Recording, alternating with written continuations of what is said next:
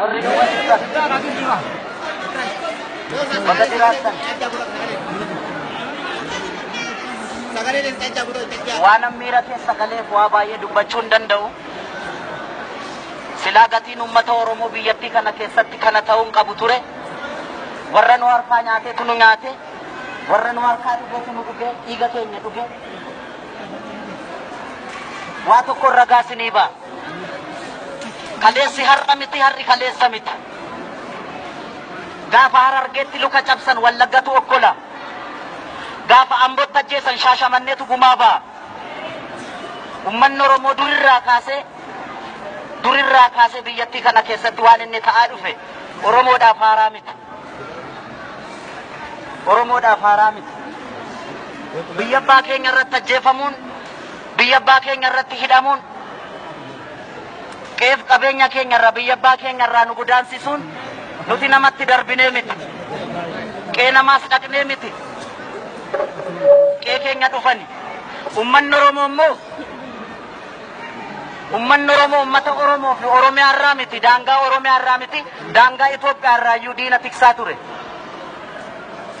Daangaan Itoophiyaan guutuun ishii otoo lafti gadi fageenyaan qotame lafee Oromootu ba'a. Daangaa Itoophiyaa tiksuuf jecha. Akka namaatti abshaalamuu dadhabnees miti, beekaa dhabnees miti, gootas dhabnee miti.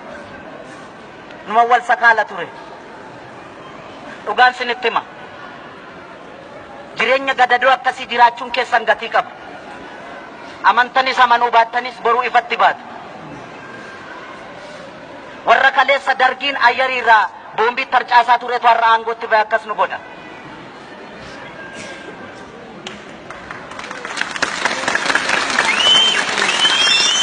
Warra xiyyaara dargii baqachuudhaaf dhagaa kaabaa jalatti baqachaa turantu qabsaa'ota Oromootu dugdatti baatee 4 kiiloodhaan ga'ee har'a isaan abbaa meeshaa ta'anii nu fixaa jiran. Kana dubbiin achi qabaan as qabaan hin barbaachisu. Kana uummanni Oromoo hundi hin beeku. Gumaan ilmaan Oromoo, dhiigni ilmaan Oromoo akka dhangala'eetti nafu. Abadan hin nafu. Kun jiruus miti, jiruu akkasitti ittiin fuftan. Qabsoo kaleessa qabsaa'onni keenya wareegama barbaachisu kaffalanii asiin gaaniiru qabsoo. Dhaloonni kun immoo qabsoo kana fiixaan ba'a. Fiixaan hin ba'u taanaan immoo biyyattiin kunis nagaan taata. Ammanuma. Nuti akkasitti jiraanne